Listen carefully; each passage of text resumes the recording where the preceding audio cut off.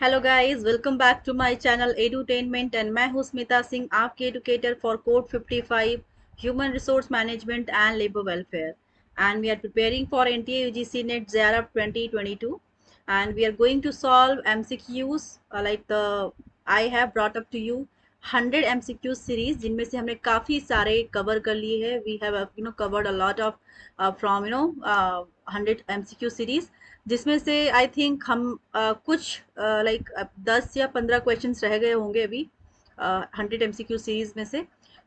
बाकी के हमने प्रीवियस सेशंस में कवर किया है. और अगर आपने अभी तक वो सारे सेशंस नहीं देखे हैं तो आप देख सकते हैं मेरे चैनल स्मिता सिंह एंटरटेनमेंट पे जा करके. एंड अगर आपने अभी तक मेरे चैनल को सब्सक्राइब नहीं किया है तो सब्सक्राइब कर लीजिए ताकि आपको नोटिफिकेशंस सब्सक्राइब कर लीजिए एंड प्लस आप बेल आइकॉन पे प्रेस कर दीजिए ताकि आपको जो भी मैं अपकमिंग वीडियोस लेकर के आऊँगी और जो भी सेशंस लेती हूँ उनके वीडियोस आपको उन वीडियोस के नोटिफिकेशंस आपको मिलते रहें, राइट? ताकि आप इजीली उन क्लासेस को उन सेशंस को अवेल कर पाएँ. And also if there is somebody in your friend circle if they are preparing for the same for code 55 human resource management and labor welfare, they can also avail my classes. You can share my channel link to them and they also can get benefited by the classes. ताकि क्योंकि जैसा कि आप जानते हैं कि मेरा ये जो चैनल है इस पे सारी क्लासेस मैं फ्री प्रोवाइड करती हूँ.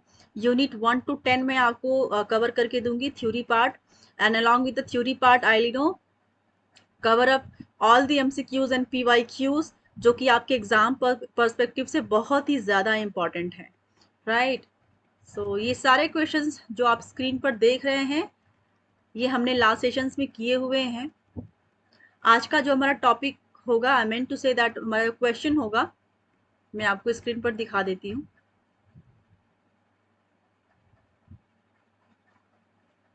Right, so this is our first question for this session.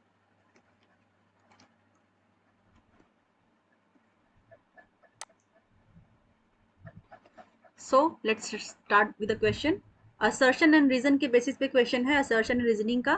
Assertion and reasoning वाले जो क्वेश्चन होते हैं मैंने हमेशा कहा है आपको कि जब भी आप असर्शन पढ़ें तो बिकॉज लगा के आप रीजन को पढ़ेंगे तो आप रिलेट कर पाएंगे चीज़ों को. लाइक आप स्टेटमेंट को रिलेट कर पाएंगे और अंडरस्टैंड कर पाएंगे कि क्या स्टेटमेंट बोल रहा है और सही है, एक्सप्लेनेशन सही है या नहीं है, आप समझ पाएंगे, राइट? सो स्टार्ट करते हैं. From its inception, the study of organizational change has noted the fact that many participants respond with dogged resistance to altering the status quo. Since the Industrial Revolution began, workers have at times sought, occasionally in extremely violent fashion, to block the introduction new technology. Because such behavior may be either overt or covert. Overt resistance may take the form of employees deliberately failing to do the things necessary for successful change or simply being unenthusiastic about the change. Covert resistance can be more detrimental to change than open resistance because it is harder to identify and eliminate. I hope आपको समझ में आया होगा. Let's read the question again. आप एक बार फिर से पढ़ेंगे क्वेश्चन को. जब कभी भी ऐसे लेंदी क्वेश्चन आते हैं तो ऐसा होता है कि आप लेंदी क्वेश्चन में फिर आपको अगेन पढ़ने की जरूरत होती है क्योंकि एक बार में आपको एक जो पूरा सेंटेंस क्या कहने की कोशिश कर रहा है, क्या बात कहने की कोशिश की जा रही है, आप समझ नहीं पाते. तो ऐसे केसेस में आप अगेन क्वेश्चन को पढ़ेंगे, राइट? ताकि आपको एक प्रॉपर अंडरस्टैंडिंग हो पाए इस क्वेश्चन की. So let's read again. From its inception, the study of organizational change has noted the fact that many participants respond with dogged resistance to altering the status quo. Since the Industrial Revolution began, workers have at times sought, occasionally in extremely violent fashion, to block the introduction new technology because such behavior may be either covert or overt. Overt resistance may take the form of employees deliberately failing to do the things necessary for successful change or simply being unenthusiastic about the change. Resistance can be more detrimental to change than open resistance because it is harder to identify and eliminate. So आपको इसका सही answer बताना है। Codes आपके सामने दिए गए हैं। कोड 1 में देख रहे हैं आप, A is true, R is false. 2 देखेंगे, A is true, R explains A. Third देखेंगे, A and R both are false. And fourth देखेंगे, A is true, R does not explain A. आपको सही आंसर बताना है इस क्वेश्चन का। So I guess आपको क्वेश्चन की अंडरस्टैंडिंग हो गई होगी। सो इसका सही आंसर है इस क्वेश्चन का option number 2, A is true, R explains A. इसका सही आंसर हो जाएगा option number 2।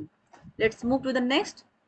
As per the provisions of the Payment of Gratuity Act 1972, under which of the conditions an employee shall be entitled for payment of gratuity even if he/she has not rendered 5 years of conditions continuous service.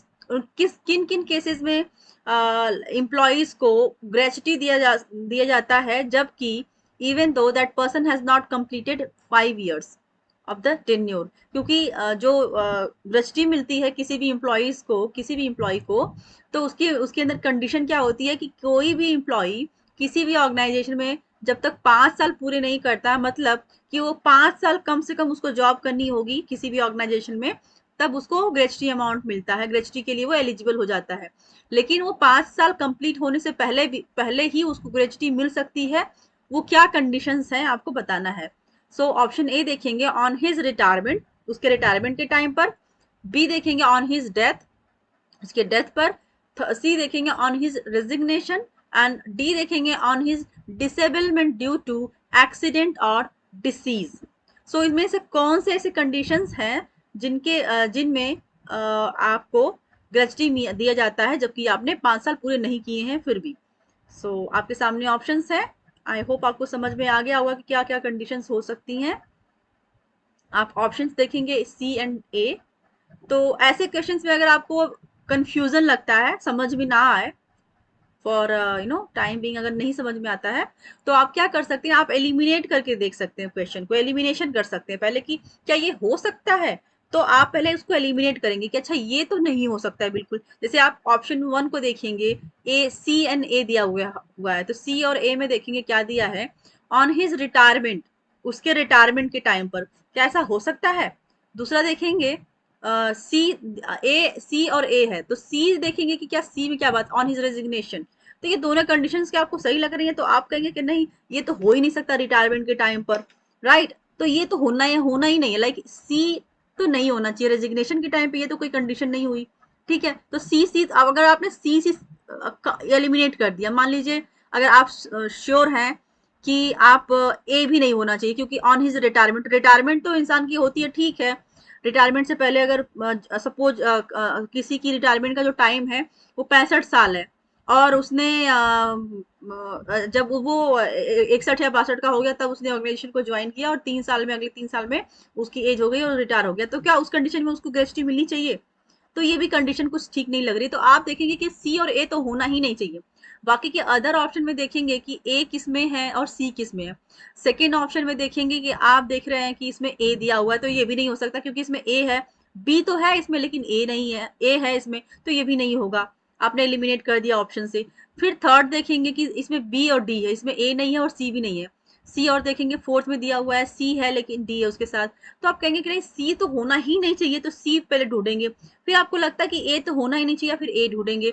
तो जिन जिन option में जिन options को आपने eliminate किया है, फिर आप देखेंगे वो ऑप्शंस किन किन ऑप्शंस में है या नहीं है, मिसिंग किस में से है, तो आप उसके बेसिस पे क्वेश्चन को राइट मार्क कर सकते हैं। तो यहाँ पे आपने एलिमिनेट कर दिया 1 को, थर्ड को एंड सॉरी 2 को एंड फोर्थ को, तो यहाँ पे बचा क्या, बी और डी बचा। बी और डी में देखेंगे क्या दिया हुआ है, ऑन हिज डेथ, और डी है on his disablement due to accident और डिसीज। तो ये आपको एकदम सही ऑप्शन लगेंगे कि उसके डेथ के, अगर किसी की पर्सन की ऑफिस प्रेमाइसेस में ही डेथ हो जाती है, कंपनी में ही डेथ हो जाती है किसी भी रीजन की वजह से, तो उसको, वो भले ही 5 साल उसने कंप्लीट नहीं किया लेकिन उसकी फैमिली को वो ग्रेचुटी दी जाएगी, राइट, उसके डेथ पर। या फिर पर्सन डिसेबलमेंट के केस में, लाइक वो किसी वजह से उसका एक्सीडेंट हो जाता है, कोई ऐसी डिसीज हो जाती है जिसकी वजह से वो डिसेबल हो जाता है काम करने के लिए, तो उन केसेस में, डेथ एंड डिसेबलमेंट के केसेस में उसको ग्रेचुटी अमाउंट दिया जाता है बिफोर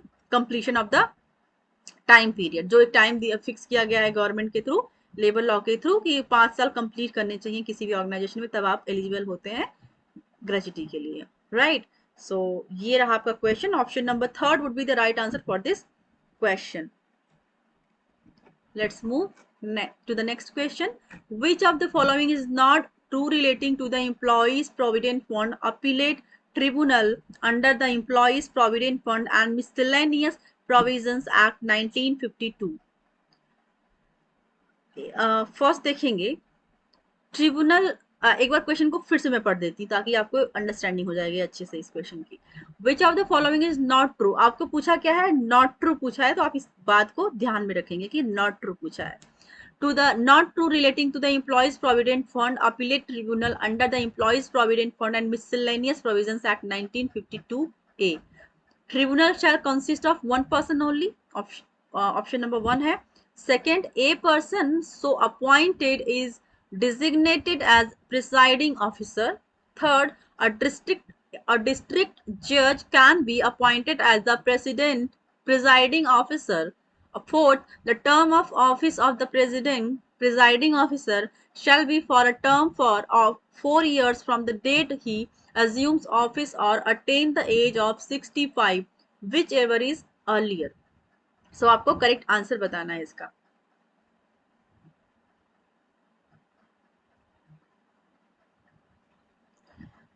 सो आई गेस आपको आंसर मिल गया होगा। इसका सही आंसर है option number 4। The term of office of the presiding officer shall be for a term of 4 years from the date he assume office or attain the age of 65 years, whichever is earlier. ये जो term है 4 years का, ये गलत दिया गया है यहाँ पर, ये नहीं होना चाहिए। सो इसकी वजह से ये जो ऑप्शन नॉट ट्रू में आएगा, ठीक है। तो क्योंकि क्वेश्चन ही पूछा था कि नॉट ट्रू बताना है, तो ये जो ऑप्शन है ये नॉट ट्रू है, राइट। बाकी की 3 ऑप्शन ट्रू हैं। क्या फॉलो करता है, क्या रिलेट करता है, employees provident fund and appellate tribunal under the employees provident fund and miscellaneous provisions act, क्या फॉलो करता है, तो वो है option tribunal shell consist of one person only. जो ट्रिब्यूनल है, जो provident fund and miscellaneous provisions act के अंदर जो employees provident fund appellate tribunal है, उसमें क्या है, tribunal shell consist of one person only, एक पर्सन कंसिस्ट करना चाहिए। Second option, a person so appointed is designated as presiding officer, ये भी करेक्ट है। थर्ड देखेंगे, डिस्ट्रिक्ट जज can be appointed as the presiding officer. So ये तीनों ऑप्शंस करेक्ट हैं। और इनकरेक्ट क्योंकि पूछा है इस क्वेश्चन में, तो इनकरेक्ट ऑप्शन हो जाएगा आपका option number 4, that is the correct answer for this question. Let's move to the next question.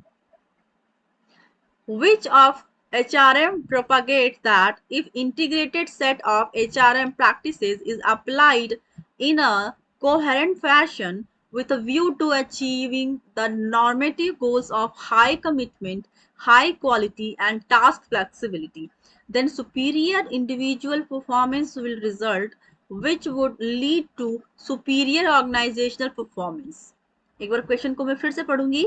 Which model of HRM propagates, कौन सा ऐसा मॉडल है HRM का जो प्रोपागेट करता है that if integrated set of HRM practices is applied in a coherent fashion with a view to achieving the normative goals of high commitment, high quality and task flexibility, then superior individual performance will result, which would lead to superior organizational performance.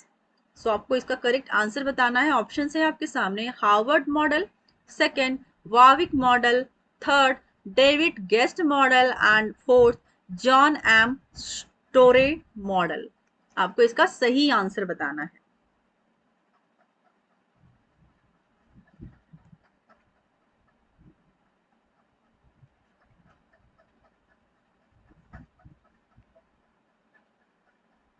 सो इसका सही answer हो जाएगा Davis Guest model, right. So इस question का option number third would be the right answer. Let's move to the next. Which of the following pair is correctly matched, आपको कौन सा बताना है, कौन सा पेयर इनमें से है जो करेक्टली मैच है, बाकी के जो 3 पेयर हैं वो करेक्टली मैच्ड नहीं है, राइट। सो अगर आपने ऑथर्स एंड उन्होंने क्या क्या प्रोपागेट किया था, अगर आपको 1-2 का भी पता होगा तो आप इजिली इस क्वेश्चन को सॉल्व कर सकते हैं। पहला देखेंगे एफ डब्ल्यू टेलर ने क्या दिया था, अगर आपको पता होगा तो आप फट से पता कर लेंगे। हेनरी फयोल ने क्या दिया था, एल्टन मेयो ने क्या दिया था, एम मेरी पार्कर फॉलेट ने क्या दिया था। दैट इज, अब जैसे यहाँ पे दिया गया एफ डब्ल्यू टेलर के सामने दिया गया ह्यूमन रिलेशंस अप्रोच, वहीं पर दिया है universality of management, and third दिया गया है एल्टन मयो के सामने दिया गया है psychological approach, and emery Parker folate के सामने दिया गया है साइंटिफिक मैनेजमेंट। सो सबको पता है कि एफ डब्ल्यू टेलर ने साइंटिफिक मैनेजमेंट दिया गया है। तो सबसे पहले तो आप देखेंगे कि जो वन का मैच है वो गलत हो जाएगा, क्योंकि वन का सही मैच तो फोर्थ में दिया है, फोर्थ ऑप्शन में दिया गया है। तो अब अगर वन का इनकरेक्ट हुआ तो फोर्थ का भी तो ऑटोमेटिकली इनकरेक्ट हो गया। तो यहाँ पर क्योंकि वन का जो फोर्थ ऑप्शन है, लाइक एफ डब्ल्यू टेलर ने दिया था साइंटिफिक मैनेजमेंट, तो साइंटिफिक मैनेजमेंट के सामने क्या है, मैरी पार्कर फॉलेट है, तो इसका मतलब मैरी पार्कर फॉलेट का भी गलत उल्टा दिया गया है यहाँ पर। तो ऑप्शन नंबर 1 और 4 दोनों इनकरेक्ट हो जाएंगे, एक आपने पकड़ा और दो को मार्क कर दिया कि ये दोनों एलिमिनेट कर दिया, आपने दो को एलिमिनेट कर दिया, दैट कि एफ डब्ल्यू टेलर ने साइंटिफिक मैनेजमेंट दिया दिया था। तो ये तो करेक्ट हो ही नहीं सकता, ऑप्शन नंबर 4 भी इनकरेक्ट हो गया, वो करेक्टली मैच नहीं है। बचे दो, 2 और 3 के बीच में लड़ाई है, मतलब 50% आपने क्वेश्चन को सॉल्व कर लिया, 50% रह गया है। अब देखेंगे हेनरी फयोल ने क्या दिया है एंड एल्टन मेयो ने क्या दिया है। एल्टन मेयो ने क्या दिया था, साइकोलॉजिकल अप्रोच दिया था क्या, या फिर आप देखेंगे हेनरी फयोल ने यूनिवर्सलिटी ऑफ मैनेजमेंट दिया था क्या। तो आप उनको एक बार देखेंगे, राइट, और देखने के बाद कहेंगे no no no no, Henri Fayol ने तो लाइक क्या दिया था, यूनिवर्सलिटी ऑफ मैनेजमेंट दिया था उन्होंने, तो ये तो करेक्टली मैच है। एल्टन मायो ने क्या दिया था, दैट इज साइकोलॉजिकल अप्रोच, ये तो नहीं है, ये इन्होंने साइकोलॉजिकल अप्रोच नहीं दिया था एल्टन मायो ने। तो यहीं पर आपने क्वेश्चन को सही मार्क कर दिया।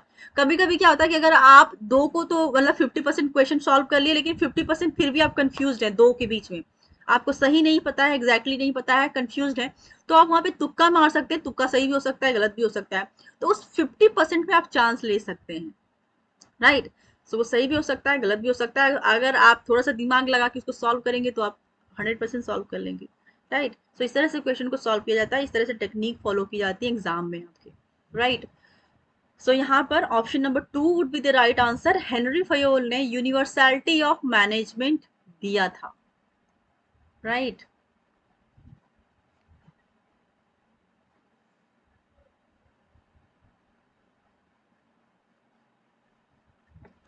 Let's move to the next question, which of the following statement is not correct, आपको नॉट करेक्ट बताना है।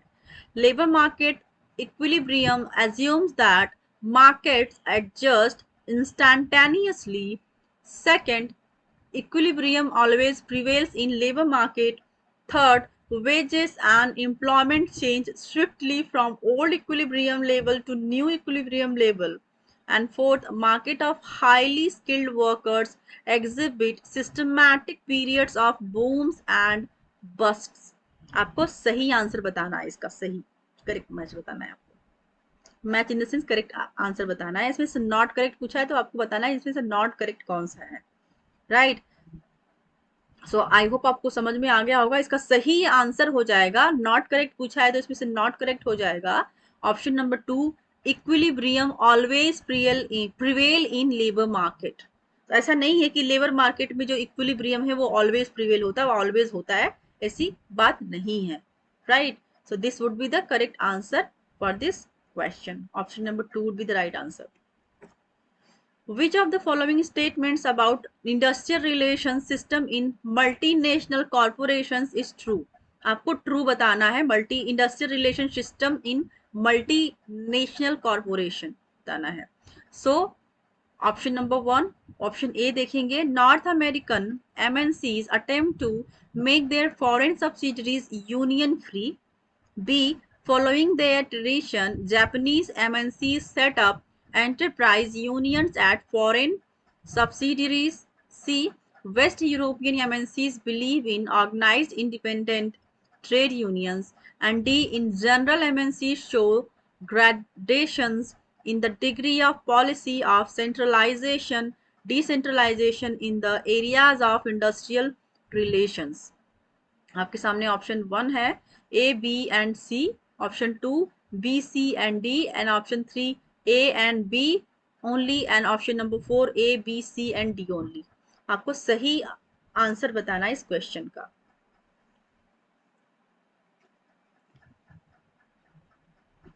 इसका आपको पूछा गया है, इसमें क्या पूछा गया है, ट्रू पूछा गया है, तो इसमें से क्या क्या चीजें सही बोली गई हैं। तो इसका सही आंसर हो जाएगा option number 4 A B C and D, सारे ही ट्रू हैं। क्या ट्रू है, क्या बोला गया इन्होंने कि that North American MNCs attempt to make their foreign subsidiaries union free.